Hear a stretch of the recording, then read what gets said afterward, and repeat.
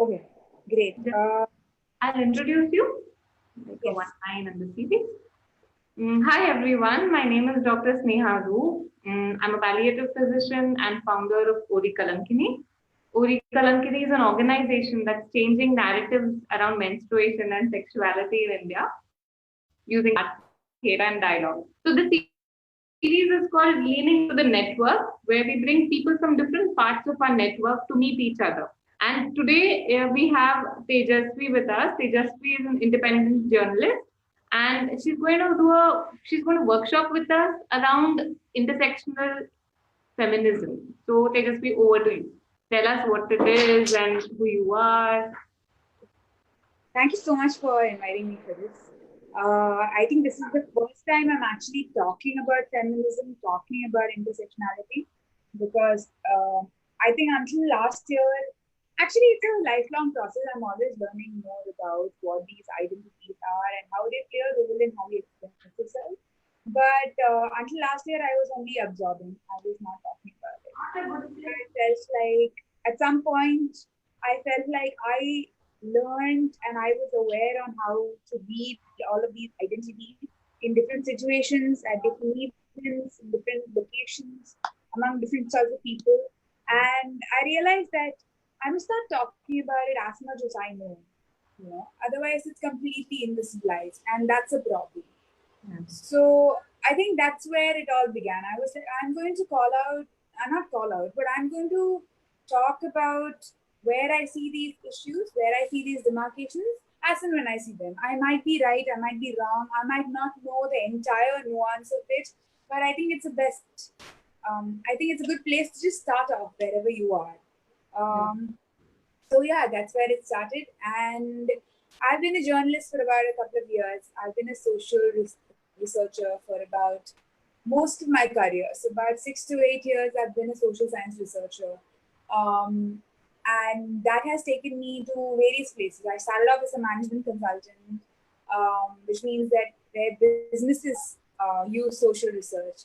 But back then, when I first started off, which was almost 9 years ago, I didn't really see businesses take into these issues. I take into consideration these issues. For instance, when a new project site is being planned, let's say for a factory or any factory setup of any kind, I noticed that there was no understanding of the labor laws, understanding of the concerns that the people in that location put forth. It was almost always top down. And when I say top down, the top begins at an urban center. The decisions are taken at an urban center to tell the people who live in a rural area what to do with their economy.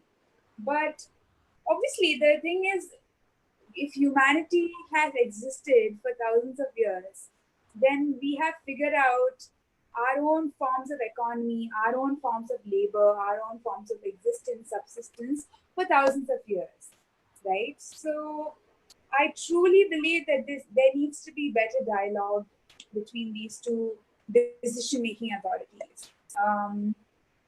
But obviously, as we dig deeper, we realize why the power imbalance takes place, and that's what we will discuss in this session, and how to really read a situation for the power dynamics of different identities. And that's what really intersectionality is about, and intersectional feminism just links it all to the idea of feminism, and feminism is the idea that all genders are equal, right? So yeah, people of all genders and all identities are equal, but aren't really treated equally, and that's the basis of it. Yeah. So where are you going to help us start? How are we going to go about this? Okay, I think we should start with the recent suicide that happened in Goa. Yeah. It's a difficult topic for most of us, and like you and I were also talking last night, it's an incredibly difficult topic, because I recently read that it's only been 30 years since homosexuality was removed from the dictionary as a disease. Until 30 years ago, it was considered a mental health disease. So mental health has been approached in many different ways, right? And a lot of it has been condemned. the idea of mental health hasn't always been about well-being. It has been about calling some people mad and therefore separate from mainstream society, which is considered healthy. And then there is the idea that they can never recover, or they need to be a certain way to be able to integrate themselves back into society, right? And both of us identify as queer, both of us identify as bisexual, right? And for both of us, we couldn't possibly imagine living 30 years ago as queer people because we would just be called mentally unstable, right? That's one. And imagine both of us also identify as women, or we have been assigned female at birth, rather. And to live with that dual identity would be much harder because as a woman, as women, we would have to face multiple issues. For instance, until a few decades ago, women were not allowed property rights, correct? And until a few decades ago, I still don't have. Like my dad is not dividing into three, so that's still a issue. So his will, that's different, but to know that this is how it is, even now is yeah. Yeah. So, I mean, I think legally it's guaranteed that if let's say your parents were to write the property to your name, you will be able to get it. But imagine 30, 40 years ago, even if they wrote it, it has no way of acquiring property, right? Which is why for women, for people who've been assigned female at birth, which is why there was the expectation that you would be taken care of by male relatives. And most commonly, it would be a person you marry, and that would have to be a husband. So there is, and the why you get married is to obviously have progeny, to reproduce and have children, and to perpetuate that kind of lineage when it comes to property ownership, right? And just imagine that you're not even being given a choice to survive on your own, right? There is no freedom to explore who you are within yourself. You're constantly told who you are. So that's one level. At the level of our gender itself, we're told who we are and what we must do so as to be able to survive. A step further is the fact that we are queer, right? The fact that we are probably attracted, and I don't just mean sexually, but also romantically, platonically, in whatever ways. There are myriad forms of attraction. We're also attracted to people of a different gender, right? The gender that is not the norm, so not men. And how are we able to conduct ourselves knowing that we are queer, knowing that we are attracted to people who will probably not be able to share their property with us? But that is not the only form of existence. That is not the only form of survival. We need human connection. We need emotional connection. We need intimacy. We need support. We need community. But we are not allowed any of that. So our very survival is called into question, in my opinion, by just virtue of our identity. First level being our gender assigned at birth, which is female. And then our identity, our sexuality is queer, which is considered out of the norm and therefore persecuted, therefore kept in isolation, therefore treated a certain way as undesirable. So if you just think about it, even 30 years later, our parents were born in that generation. And I'm sure even the person who killed herself, I'm sorry, I'm forgetting her name, in Goa. Anjana Harish. Sorry? Anjana Harish? Anjana Harish, yes. So she's just 21. So I'm guessing her parents were brought up in that era where you're told that gender is so, and based on this gender, your sexuality has to be to the quote-unquote opposite sex. Because the understanding is there are just two sexes and two genders. And when she questioned it, her treatment was akin to how it was 30 years ago, the norm that was 30 years ago. So as a woman, she was not allowed to explore herself and express herself authentically. So it's a lot of trauma, which is why, even in mental health, there is this idea that says, there is an idea of mental health that tells you what to do and how to be and how to cope. And there is this idea of trauma-informed mental health care, which doesn't tell you, but which asks you to kind of explore yourself through your own past experiences and say, why are you behaving the way you are? What happened to you? What made you behave in this kind of knee-jerk way, in this kind of defensive way? What gave you the coping mechanisms that you survived with, that you continue to carry into today, right? So the idea of trauma and the idea of trauma happening because of certain identities is an issue, right? When it comes to women, we are not allowed to even express ourselves because that's the idea of womanhood, right? Womanhood is a notion constructed by so many cultural norms. And we will go further into that today as well. But there are so many norms that have been constructed into what constitutes an ideal woman, an ideal Indian woman, for instance, right? I want to add just one point. When we talk about mental health, there are two things. One, labeling someone as mentally ill and looking for a treatment for something which is not a disease at all, which happened in Anjana's case and keeps happening in all of our cases.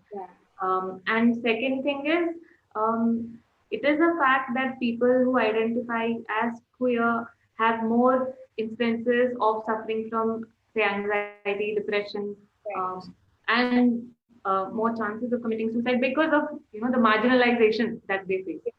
So we have to believe that the real treatment is not in just the diagnosis, not in just us seeking therapy, but a whole transformation of the systems that we work in as a society, right? It's not in isolation. It's not just we can be told how to cope with our anxiety. When we are constantly persecuted by it, by law, by the community, by our religious institutions, all of which are microcosms of, of society that we have to live with, that we have to continually interact with. Because our parents, our loved ones, our friends, all of them subscribe to this community, right? Subscribe to the idea of religion, subscribe to the idea of the government, who's in power, who has violence at their kind of beck and call, who can until a few years ago, for instance, suicide was an attempt to suicide was criminalized. So farmers, for instance, because of their identity and because of their location at the front lines of this climate crisis, they were very vulnerable. And farmer suicides could never be mitigated before they happened because any knowledge of it would mean that there is a criminal implication on them, right? So I think it's very important that we think of these identities and how they play into our role. For instance, I'll take the farmer suicide example a little further ahead. A lot of the farmer suicides that have been reported are farmers who are male, who own the piece of land. These are the people who are categorized as farmers. And if they are male and if they own that piece of land, that is one strata. I'm not minimizing their experience. I'm saying that is one level. If you dig a little deeper, then you will find a lot of farmers who are women.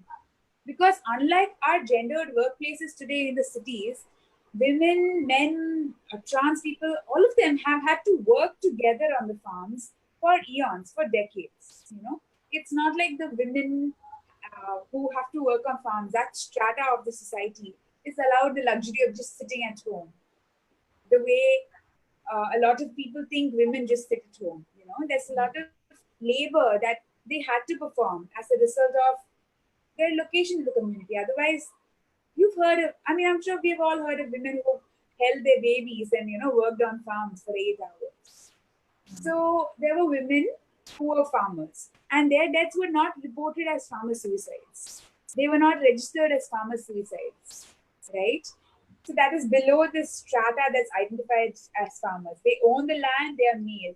Women mostly don't own the land and they're female, and but they're also farmers, right? By profession, by what they do on a daily basis. And even below that, let's say these women are associated with these men by way of family or community, where they are not allowed land ownership. but their family owns the land.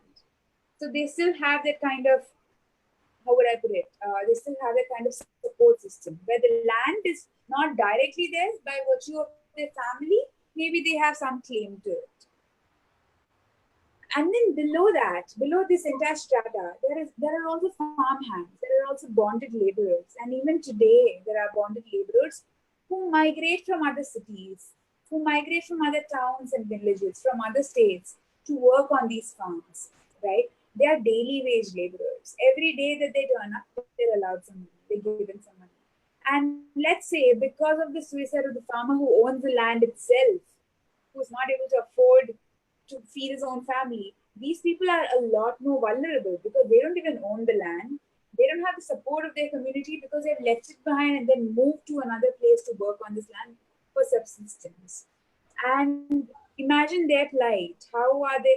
And their suicides or their illnesses or any repercussions on their existence or their health, once again, was never registered as a suicide back in the day. This is about 2-3 years ago when suicide was still criminalized by the Indian legislation. So you see that because of our identity, our experiences are completely invisibilized in these data sets, right? So the only suicide that were reported are male farmers who already owned the land. They were the only people considered farmers. What about the Bahujan people who are farm hands, who have traditionally not been allowed to own property and who have had to kind of be moved around as just farm help, who are daily wage laborers? They're a lot more vulnerable. So I think when we read these kind of figures, right, that's why this data does not always speak the truth because data has been defined for us, right? If you just look at the data of farmer suicides, it doesn't speak the full truth. Who are the farmers and who are the people who are dying by suicide? And why are they dying by suicide? What is their gender? What is their caste? What is their community? And probably what is their sexuality? What is the social stigma that has been associated with them that they feel so helpless, right? So I feel like when we talk about suicide, when we talk about mental health, we always need to dig a little deeper. We can't just diagnose a person with anxiety, diagnose a person with depression, because then we are just saying your lived experience that has not contributed to your mental health, has not contributed to the brain chemistry. It's just who you are. And I personally find that a little troublesome when it comes to my own mental health. To be told that I'm an anxious person, it's not comforting for me. I don't know. For a lot of people, the diagnosis helps, but for me, it doesn't. I don't like to be told that I'm an anxious person. I feel like I've been constantly put in situations that induce anxiety. This whole idea of coming out, for instance, like I am expected to come out and say I am now bisexual. I really hate that rite of passage. Why do I have to come out, and why was it assumed that I was straight? Is it because mainstream culture, mainstream cinema, music, whatever other forms of art and entertainment predominantly show us as straight, predominantly show us as heteronormative, right? That's why now I have to say, no, I don't associate with that, right? And that in itself is an anxiety-inducing situation. To locate yourself as going against the grain of what is well accepted in society for a well-adjusted individual, that itself is an anxiety-inducing situation. And add to that the stigma brought in by religion, brought in by the state, brought in by mental health, healthcare providing institutions, right? Yeah, wow. So that is one level of stigma. Now, I come from a Brahmin family, and I'm aware of my Savarna privilege. And so a lot of people tell me that, oh, okay, I've given up my Savarna privilege. I don't talk to my parents anymore. I think that's something we must consider. What constitutes the privilege? What constitutes the privilege is not just the legacy of owning property. You know, it's not just It's not just what I will probably inherit. It's also my social capital. Yeah. Right? It's also the people I know by virtue of my family, right? Who have traditionally been privileged because of our caste identity, right? Therefore, as a result of our caste identity, we have gotten educated, we have probably held public office as many as 3 to 4 generations ago. We have probably, women in our family have probably gained access to property rights sooner than others, because others don't even have property to speak of, regardless of the gender, right? And the final level is, as a result of my privilege, I have been educated in a certain way. I don't have the burden of being a first generation schoolgoer, right? And a lot of people are like, what difference does that make? You still have to put in the effort to study. But imagine this, I go to school and I'm given a textbook. I'm given a textbook that teaches me the English alphabets. And there are how many alphabets are there? 28 alphabets, 26 alphabets.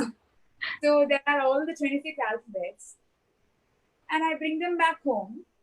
And my mother happens to know that the first alphabet is A, right? And the A for apple and the phonetics of it. B for ball. My mother already knows that. But if I were a first generation schoolgoer, I don't have the luxury of coming back home and asking my parents these doubts.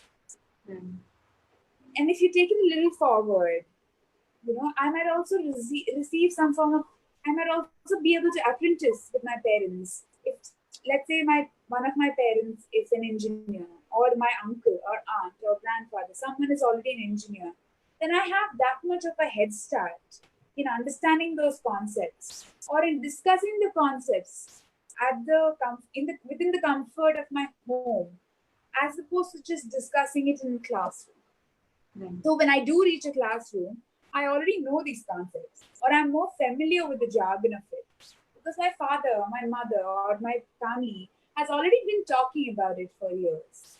So there is an absorption that already happens. And let's say now, after all these years of education, I now decide to cut contact with my family for whatever reason. Let's say because I'm queer, I'm cutting contact with my family. Even then, I have the privilege of calling myself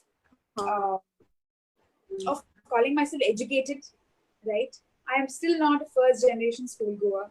I have been educated and I have been given opportunities to educate myself, probably land my first job in some ways that first generation schoolgoers don't know how to go about. To understand where to work with a certain degree, how much salary to negotiate, how much, what position I can gain, when I should get a promotion. These are all things that we all get advised by our family, friends, or social network, right? So to not have access to any of this is what is called the absolute lack of privilege. And I believe that there is nothing that I can do that will really strip me of all the privilege that I was born with, my Savarna privilege, right? So privilege cannot be nuanced to just financial privilege or social capital privilege. Privilege, in wherever it exists, that privilege is inherent, right? Like, let's say if I were a white person, I'm never going to be able to let go of that privilege. Yeah. Because I'm going to be forever remaining white. And even if I'm not physically white, let's say I'm a little darker, my features are still more, Nordic, more Caucasian, right? And those are seen as more favorable. So that's the idea of privilege that we all need to kind of